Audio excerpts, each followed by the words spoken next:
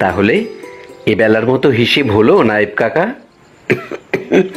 হ্যাঁ বাবা, এবেলার মতো তো হলো। আবার দেখো ওবেলা কতজন আসে।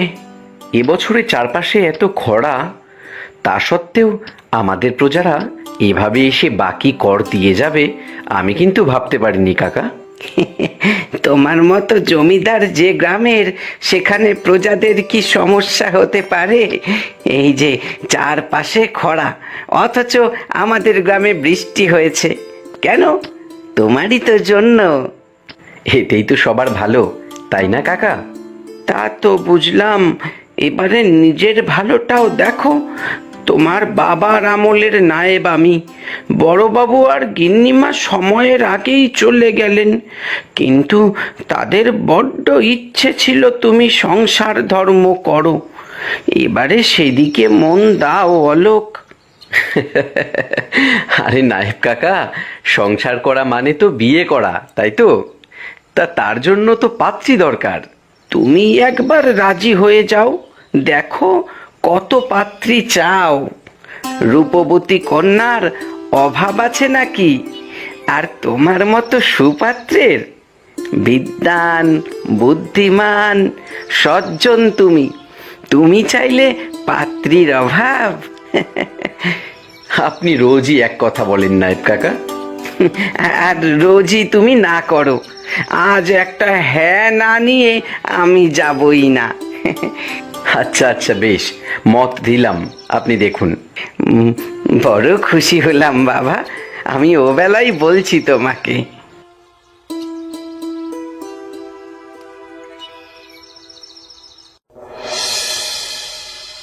কি ব্যাপার, কি ভাবছো?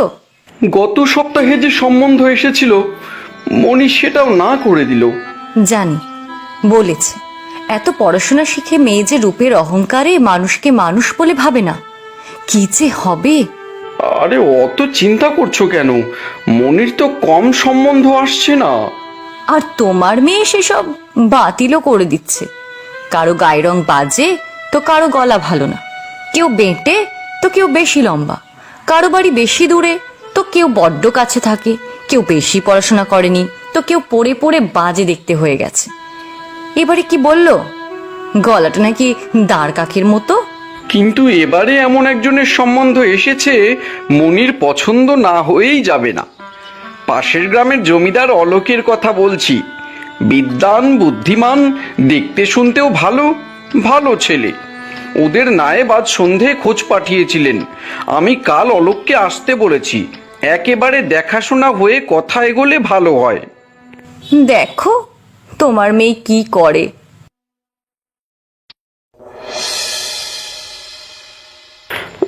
তোমার যাওয়াটা কি ঠিক হচ্ছে বাবা? নায়েব কাকা, আমি না গেলে ওদের আসতে হতো। রায়বাবু বাবার বন্ধু স্থানীয়, আর বয়সেও আমার চেয়ে বড়। আমি না গিয়ে ওকে আসতে বলাটা কি ঠিক দেখায়? তা তুমি ঠিকই বলেছ বাবা। তা মা মনির ছবি দেখে তোমার পছন্দ হয়েছে, সে তো বুঝতেই পেরেছি। এখন সব ভালো মতো হয়ে গেলে হয়। নায়েব কাকা, আমার পছন্দ হলেও তাদের পছন্দ হবে কি না আমাকে সেটা ভাবুন। বারে, পছন্দ হবে না তোমাকে? কি বলো? হতে পারে মেয়ে তাদের খুবই সুন্দরী, কিন্তু তুমিও যথেষ্ট সুদর্শন, বিদ্বান, সজ্জন। এমন ভালো পাত্র পাবে নাকি তারা? নায়েব কাকা, আপনি আমাকে বড্ড স্নেহ করেন। ঠিক আছে, আমি এখন এগোই, আবার ফিরেও তো আসতে হবে। আশীর্বাদ করুন। ঠিক আছে বাবা, সাবধানে গিয়ে এসো। দুর্গা দুর্গা।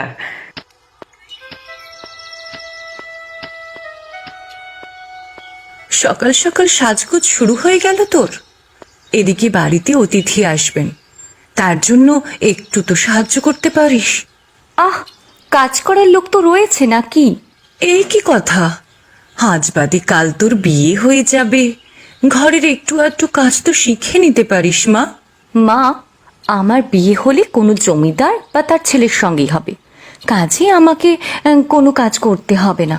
আর যদি দরকার হয় তখন আমি শিখে নেব পরে।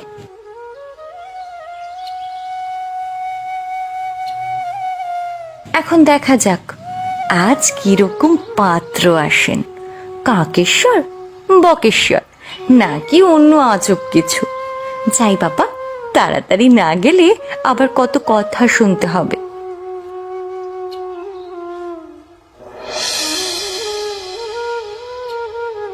আরে, বেঁচে থাকো বাবা, পথে কোনো অসুবিধে হয়নি তো? না না, অসুবিধে হয়নি, পাশের গ্রামেই তো। তাহলে মনির ছবি দেখে তোমার পছন্দ হয়েছে? হ্যাঁ, আপনাদের পরিবারকেও তো ছোটবেলা থেকে জানি, আপনি বাবার অনেক দিনের বন্ধু। আর আমি এও শুনেছি মনি কলেজে পড়াশোনা করেছে। এবারে মনির মতটাও তো জানা দরকার। তোমাকে ওর অপছন্দ হওয়ার কারণ নেই। তুমি বিদ্বান, দেখতে শুনতেও ভালো, তোমার বাবার জমিদারি খুব ভালোভাবে দেখাশোনা করছো, সেসব তো আমি জানি। তোমাদের পরিবারকেও অনেক আগে থেকে চিনি আমরা। হ্যাঁ, আমি আমার মণিমার জন্য তোমার মতো পাত্র কোথায় পেতাম?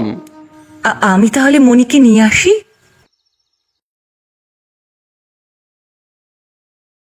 এসো মণিমা, এই হলো অলোক, আমাদের পাশের গ্রামের জমিদার। কাল তোমাকে এরই কথা বলেছিলাম।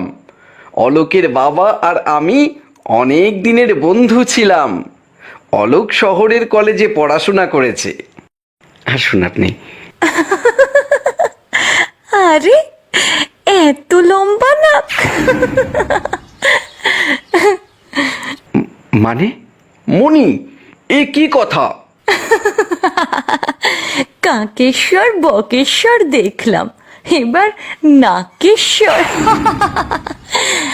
আপনি জানেন তো, আপনার প্রজারা আপনাকে তাই বলে আড়ালে।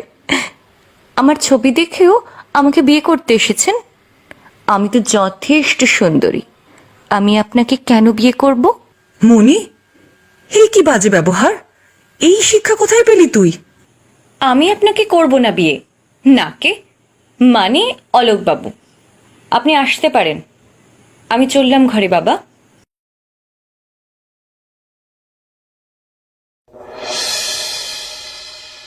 আজ এবার কোথায় বেরোনো হচ্ছে তোর? ওপাড়ায় উমার সঙ্গে দেখা করতে। কাল অলোককে ওভাবে অপমান করে বাড়ি থেকে বের করে দিলি, আর আজ সাজগোজ করে বেড়াতে চললি। তো কি করব, ঘরে বসে কাঁদবো? তাছাড়া আমি যা সত্যি তাই বলেছি। এখন সরো, আমার দেরি হয়ে যাচ্ছে। কি চান মা? আমি যেমন তেমন দেখতে কাউকে বিয়ে করি, কিন্তু আমি সেরকম চাই না। আর লোকজনও তেমনি, ছবি দেখে পছন্দ হলো তো চলে এলো। আরে, আমাকে দেখে তো পছন্দ হবেই, নিজেরা কেমন সেটা দেখবে না?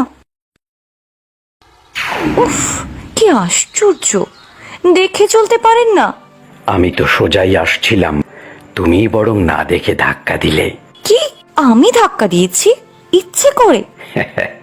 তা তো বলিনি। আচ্ছা ঠিক আছে, আমি দুঃখিত। অনেক পথ হেঁটে এসেছি, তোমার কাছে জল আছে? খুব তেষ্টা পেয়েছে। না, আমি কি জল হাতে বেরিয়েছি নাকি? যান যান, আগে কোথাও পেয়ে যাবেন।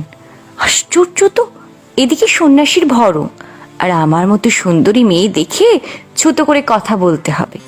যত সব বুঝরুকি। সাবধান, এত নিচু মন তোমার, এত রূপের অহংকার, মানুষকে মানুষ ভাবো না তুমি? বেশ, যে রূপের গর্বে তুমি একজন সন্ন্যাসীকে অপমান করলে, সেই রূপ তোমার থাকবে না, এই তোমার উপযুক্ত শাস্তি।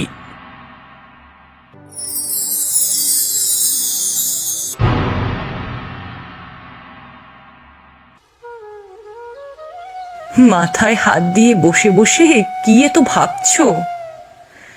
যা হয় ভালোর জন্যই হয়। আর ভালো, মনির কথা ভেবে কিচ্ছু ভালো লাগে না গিন্নি। তুমি বলছো ভালো? সেই জন্যই তো বলছি, চিন্তা করো না, দেখো যা হয় ভালোর জন্যই হয়। মনির রূপ গেছে, সেই সঙ্গে অহংকারও গেছে। ওর স্বভাবে যে বদল এসেছে, সেজন্য ভালো বলছি। কিন্তু ওর বিয়ে, আর তো কোনো সম্বন্ধ আসছে না। কি হবে ওর? কেউ ওকে আর বিয়ে করতে চায় না। তা কেন? এমন সম্বন্ধই আসবে, সে শুধু বাইরের রূপ দেখবে না, ওর ভালো স্বভাব দেখবে। মণি কোথায়? ওকে ডাকো, আর আমার জন্য এক গ্লাস জলও এনো। বাবা, এই নাও। এ কি? আপনি? আসুন আসুন বাবা, আসন গ্রহণ করুন। মনি, যাও মা, আসন আর জল নিয়ে এসো। দাঁড়ান মা, মণি একটু পরে যাক। আপনি মনিকে চেনেন বাবা? আমি বলছি মা, সেদিন রাস্তায় আমি ওনার সঙ্গে খুব খারাপ ব্যবহার করেছিলাম। যা মুখে এসেছে তাই বলেছি। আর আমিও রেগে গিয়ে রূপ চলে যাওয়ার অভিশাপ দিয়েছি। রাগের মাথায় এরকম করা আমার ঠিক হয়নি। না না, আমারই দোষ। আমি যা নয় তাই বলেছি। আমার শাস্তি হয়েছে। বাবা, আপনার অভিশাপে মনির রূপ গেছে, কিন্তু ওর মন সুন্দর হয়ে উঠেছে। হ্যাঁ, তা ঠিক। মণি, তুমি নিজের ভুল বুঝেছ। তোমার মন এখন সব মলিনতা থেকে মুক্ত। আমার উচিত তোমার ঈশ্বর প্রদত্ত রূপ আবার তোমার কাছে ফিরিয়ে দেওয়া। তাই হোক তবে। মনির রূপ তাহলে ফিরে এলো। এখন আমিও নিজের আসল রূপে ফিরে আসি। মানে, এ কি হলো? অলোক, তুমি? হ্যাঁ, মণি সেদিন আমার সাথে দুর্ব্যবহার করার পর আমার মনে হয়েছিল যে ওর এই অহংকার দূর হওয়া দরকার। তাই আমি সন্ন্যাসীর বেশে আসছিলাম যদি তার মন পরিবর্তন করতে পারি। কিন্তু তার আগেই রাস্তায় আমাদের কথা কাটাকাটি হয়, আর আমি রেগে গিয়ে মণিকে এরকম হয়ে যেতে বলি।